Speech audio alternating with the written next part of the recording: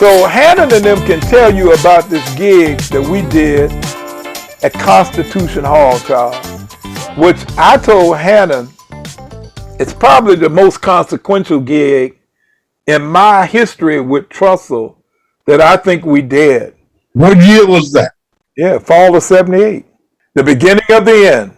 The original lineup was supposed to be Evelyn King opening, followed by Chic, followed by Tom Brown, because he had Funkin' for Jamaica was really huge at the time. So Tom Brown had some kind of an incident on the road, bus broke down or whatever, and he could not make the show. Oh, All right. He couldn't make the show. So then we approached the promoter and said, look, we have a solution for you. Let us go on as Trussel. And then we'll bring Evelyn Champagne King out as the second act. And, you know, we are already on the stage. There's no changeover time and all of that. And Right. then close with Chic. And that was the way the gig went down, and it was a huge success. I didn't remember that, Juice. So here's Charles. Guess what? This was the original Chic. I know the bass player was there, the original drummer. I'm trying to get you to tell him who the singer was. It was the guy singer.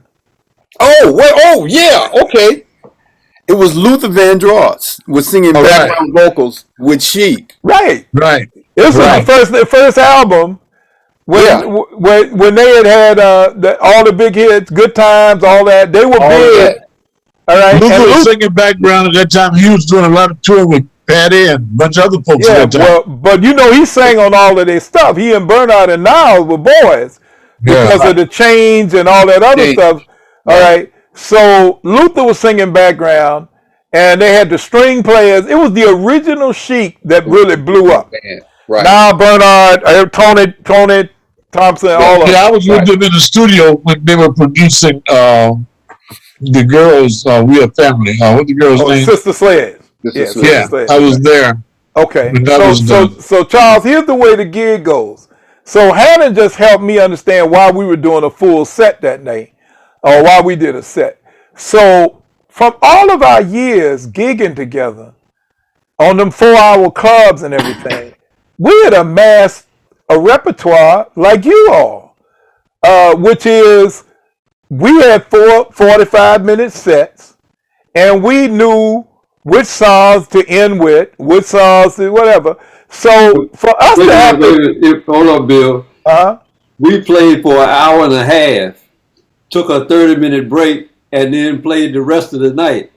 We had material, and we specialized in doing Earth, Wind, and Fire because Larry Tynes could sing like Philip Bailey.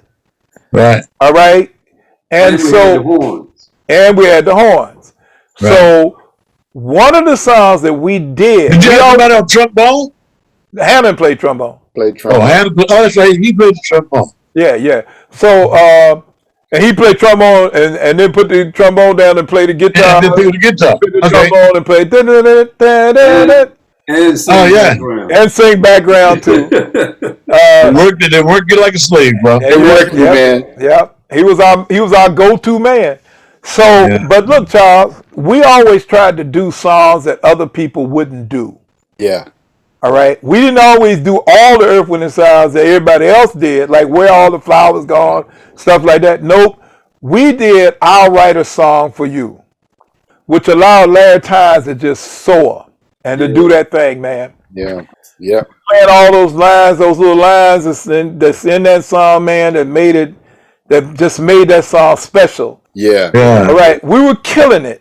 We looked up and looked backstage, and to our right was Nile Rodgers, Bernard Edwards, and Luther Vandross. And to the left were the girls and the string players. Everybody in Chic had come out of the dressing room and come up on stage to figure out who is this doing Earth, Wind, and Fire as well as Earth, Wind, and Fire. Yeah. I mean, it was like, this is before Evelyn had come on, right? When we finished that song, they stood up and everybody gave us a standing ovation. Luther and all of them were just standing there clapping, and they was going like, I don't know where y'all came from, but y'all some bad dudes. That's all we can say. Yeah. And that was for me the crowning achievement, because we not only got the accolades of an audience that didn't come to see us, but we got folks who know the real deal. Yeah. They know the real deal. The opportunity is that by Tom Burton not showing up, not doing his gig, and turning it into yourself as the opening act. Right. I mean, that's a grand opportunity. All these other folks were ready to go on stage anyway, so you had them as an audience. Right. You know, even if you had done poorly, you still had them as an audience. And the fact that you shine unexpectedly, because it was preparation though. We were ready. We were prepared. But you were perceived as a backup band and not prepared for that. For years we had sacrificed and did this. Now remember at this time we did all of Evelyn's backup singing. The girl wasn't with us anymore. Veronica, she had left. So we did all of Evelyn's backup songs with Shane. We were doing all backup singing, we did the whole deal. All she had to do is come out and we'll move them little congas up front. One of Larry's famous things was "Bring the girls out, baby. Bring the girls out." Yeah, bring the girls out. There was a certain voice that Juicy and all the guys would do. Of course, I was not one of the girls because I could not get up there. Yeah, but no. It was Bring the girls out, and Spradley and Larry and Juicy. And if Bill wasn't playing horn, he'd be in there too. Yeah, but remember at this time Spradley wasn't with the band at this time. Right. Oh yeah, that's right, not Spradley. No, this wasn't Spradley. It was just Linwood. Chicken, Juicy and Chicken. Juicy and Chicken, and when if it wasn't a horn line, it was me and Linwood. We would all sing the 5-part backgrounds for her or something like that. So Charles, here's the problem. When we went to the dressing room after doing Evelyn's set, big tall white guy walks in with Evelyn's father. All right, well dressed, expensive suit and everything else. Night. After we were on cloud 9, brother. All in the same night. We were on cloud 9, and Pops probably introduced him. Say, hey, fellas, I want y'all to meet somebody. He's like, hi, guys, my name's Bob Schwade, and I just need to tell you right now that I'm now Evelyn's manager. John Black is no longer associated with Evelyn Champagne King. And I want to talk. We want to maintain our relationship.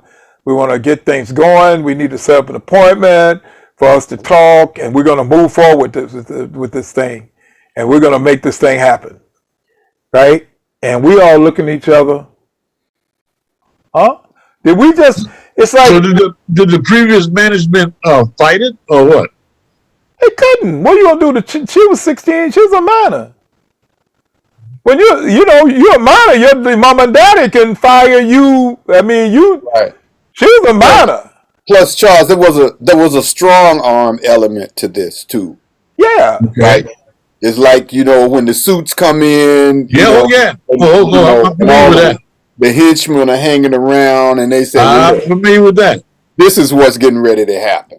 And not only that though, but her manager knew something was going down because he had bought this other shyster in, the one that we call Baltimore. He had already bought him in, trying to salvage what was going on with the relationship with her, because a lot of times he wouldn't even be on the road because he's a lawyer. So he didn't have anybody representing him with her when we were on the road. Charles, we did the gig at Brody's that we talked about earlier. Brody's is a place like Sylvia's. It was a main spot for showcasing acts and doing stuff like that. What happened was this was the first time Evelyn had performed in New York, period. All right, because remember, she was based out of Philly. Right. Because of T-Life. So we did a 30-minute set. And the president of RCA is sitting there with all of his cronies, because wherever he went, All the little other people followed. Right. So the place is packed with RCA people. Top producers are sitting there. And we go out there and kill them. And then we brought Evelyn on, and she killed them. That everybody was just, I mean, it was a hit in New York at the time. It was already a hit. It was already a hit. And now you done found out that she can pull it off live? Yeah. For real? With this band? Al Gass and Warren Sapp said, we're signing you guys to RCA. And man, the exuberance and we're going like, yeah, baby. This is before the Constitution Hall thing. This is what was motivating us to go forward after the equipment was stolen. We knew that RCA was going to sign us. We knew that we were going to have our own record deal. After her father had gone to RCA and say this stuff is not doing whatever, see, the guy who came in was an RCA hatchet man. He was the kind of guy that RCA assigned their artists to manage. And Blues can tell you a little bit of the story about what happened when we negotiated. When we sat down and said, okay, what do we want? All right. We made two mistakes, in my opinion, Charles. Number one, we said, you cannot hire or fire anybody in this group. What it did is it precluded them from adding background singers, which is what they really wanted to do. They wanted to add some girls. And we kind of basically took a hard line on, without our permission, we ain't nobody else singing, playing with us. And the other position we took that I think was counterproductive was, we said we want to do all TV performances with her. Anytime she's on TV, we want to perform on TV with her. You tied their hands, basically. Exactly. We tied their hands. Yeah. I don't need my hands tied if I'm giving you a deal. Right. So they basically said, well, thank you, but no thank you. Right.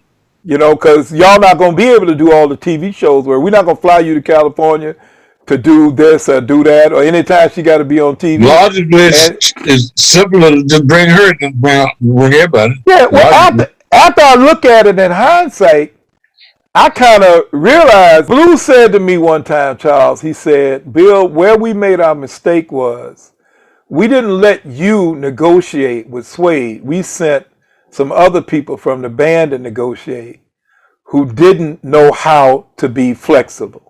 You had been doing all our negotiating for all those years prior to that.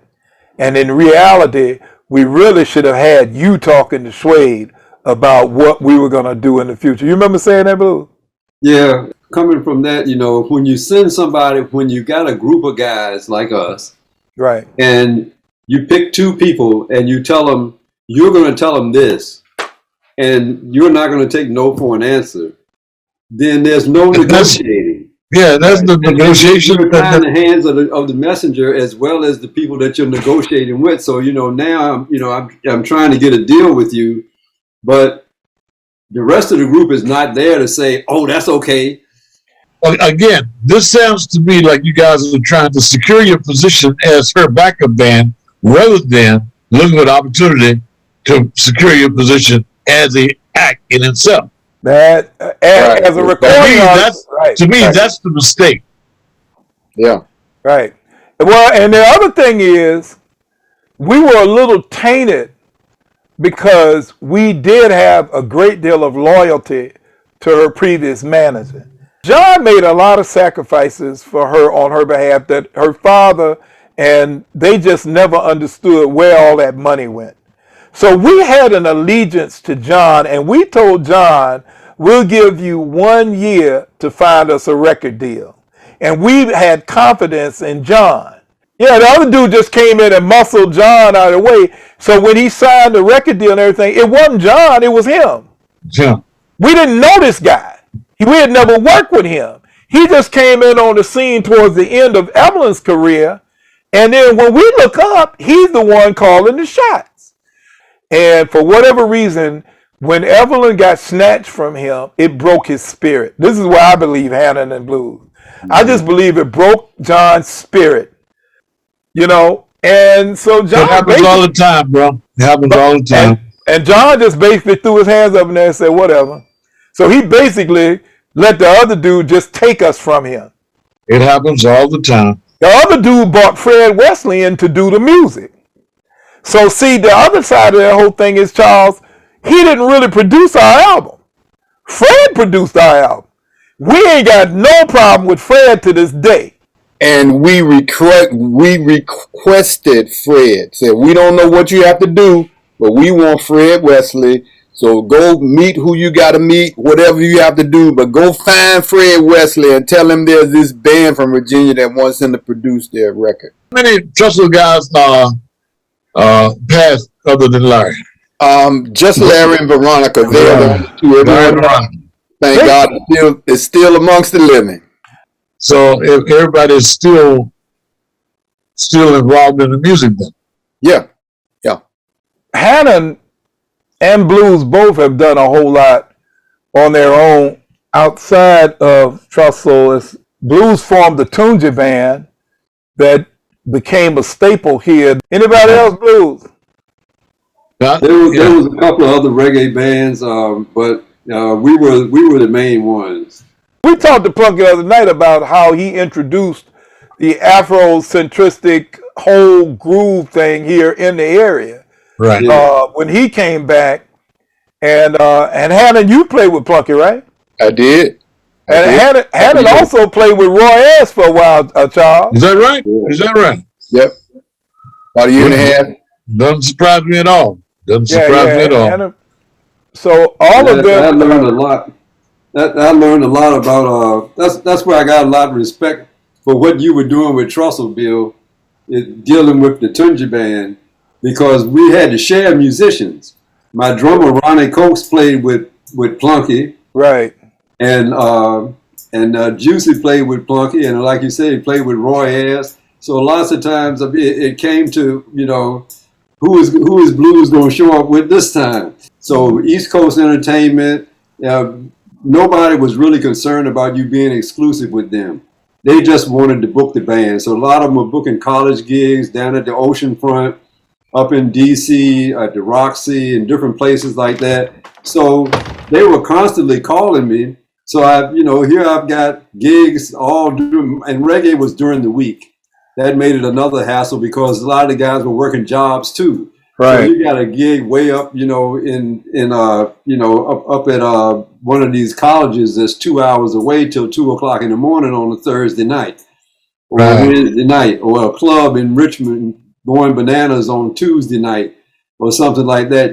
But it was. I learned a lot, during that time about running the band and mainly about personnel management. It is not an easy job. It's Let me tell you how true you are. And you have to, it took me years. I mean, I think I just learned here lately how not to take it personally, because you're thinking, oh, this is mine. I put this together. I booked these gigs. I did this and I did that. So I can see how you felt, Bill, when who was it that told you they were gonna fire you if you didn't sign the contract? Chicken told me he was gonna fire me if he didn't sign the contract. What do you mean fire me? No, y'all don't tell me what to do. I am the band. Fire me. Out of all of the people I performed with in all the years, I respected Larry Tynes musically as much as anybody I've ever known. I don't know anybody who to me was more musically solid than Larry Tynes. I mean, he not only being able to play horn and being able to sing his butt off and be able to play his piano off and had the rhythm and he had the funk thing going when he wanted to get up and do his little groove, and then he was also thought outside the box. Charles Larry would at any time wear a nightgown and a scarf on stage at a gig. The difference between Larry and I, which is Larry refused to lead. For whatever reason, I always thought, Blues and Hannon, that if anybody in the band could tell me to shut up and do something, it would have been Larry, right? I always felt that Larry said, "Bill, shut up and just play your part." He never would say that. It was not in him to be the leader. Right. Period. Right. And he had all the skills and ability to do that. And had Larry said, Bill, shut up and play your part, I'd have shut up and played my part. Because I respected him so much like that. Right. And a lot of people don't know that's why when he passed away, it really broke me down. I cried like a baby. Yeah. Yeah. Because I respected him so much. Everybody on this Zoom call is either 70 plus or going to be 70 soon. All right? Yeah, well. Blues and I have our little hourglass that we turn over the same day. We both turn that hourglass over and hope we can get the sand to go through another 365 days. Hannon turned 7 not too long ago in August, and Blues and I are going to be 7 in February. Yeah, well. So, Hannon, I got to get out of the mode of being a Trussel member now and get back to one of the Coles modes. So, Hannon, one of the things that we ask everybody when we're closing up is, tell us the most consequential performance or event in your musical career that you had. What is it, the one thing that stands out in your musical career that you can't forget, won't forget, never will forget? Something that distinctly stands out to you with your time with Trussel. You know, might have been that first gig y'all did at the Mousetrap. Who knows? You know. No, it might have been one of them gigs with Parliament Funkadelic when the Brides of Frankenstein or something. Yes, sir. Oh my goodness. I know. That's a difficult question to answer because there were so many of those. I mean, it's hard to just recognize only one moment. But like Bill said, golly, any of those Parliament Funkadelic gigs with the Brides of Frankenstein on it, oh my gosh, man. And they were very impressed with our band. They loved us. They did. But I'm going to say one of those gigs would be the Constitution Hall one. And so we've already talked about that. I'm not going to mention that anymore. But this other one for me was a lesser known gig. It was one we did in Chattanooga, Tennessee. And there was just some kind of connection we had with the audience. I don't know what it was, but when we started playing, they all got up and they did the same dance. They all had the same. I don't know what the dance was, but the whole crowd was moving in unison. They all had that same little lope. I mean, to see 10,000 people. And something about the black people in Chattanooga, Tennessee, I don't know what it is, man, but they were all moving together. And I was like, wow. And I had not seen them do that with anybody else. Curtis Blow was on that concert. Sky was on that concert, the R&B group Sky. And I watched the audience with the other performance, and that only happened when Trussel was up there. And we had some kind of a connection with those people, and they all did the same dance. And I was like, wow, I'm glad that we touched people like that. There was a spiritual connection between us and that audience in Chattanooga, Tennessee. And I never forgot that. Blues, what you tell us what's going on. And it didn't have to be per se with Trussel, but that's what we're talking about. Yeah, well, I'm going to piggyback off of Juicy. The audience is always my thing. My whole thing, and Bill, you pointed this out years ago when I was still in college. You said, Maclin, you just want to groove through life, and you think you can make everybody happy. As long as you're making everybody happy, you all right. And you know, and I think that's why I love entertaining so much, because when Dinah Washington and Pearl Bailey and all them would come through my dad's restaurant on number one in Alberta when I was a little boy, man, they made such a fuss over those people, man. I said, that's the kind of person I want to be. Right. You know, they just lit the whole place up. So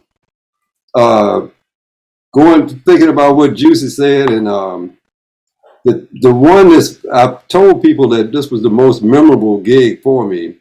Believe it or not, was the homecoming gig we did in 2014 on campus.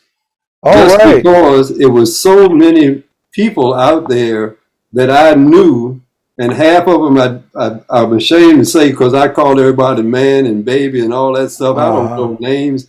If God asked me to name 27 people, I might not get into heaven if that's what you got to do to name everybody. But it was about 300 people in there, I guess, or more. And they just loved us. They just poured out so much love. It was like we could do no wrong. And that stuck out in my mind. And one other, if you want to talk about one thing that happened, when I did Big City Rocker, and I looked over to my right up in Atlantic City, and there was this tall girl over there in this white. Oh, baby. The biggest hug. And I said, no, you don't want to hug me. I'm soaking wet. She said, I don't care. Come here. You sang that song. And I was like, yeah, thank you. And so I walked away, and the guy said, you know who that was? And I said, who was it? It was Phyllis Herman. I'm like, okay, who's Phyllis Herman? Oh, wow. Open up for. I'm so in the clouds somewhere. I didn't even know who Phyllis Herman was. I just knew we were playing the game. No, that's Phyllis Herman. Oh, the Phyllis. That's who they. Oh, right, great. And then she sent for me to come to the dressing room and just wanted to have a conversation. Yeah. So I think I will never forget that. Well, fellas, let me tell you, it's been a pleasure sitting here and listening to these stories. It's been a pleasure just to even see you guys.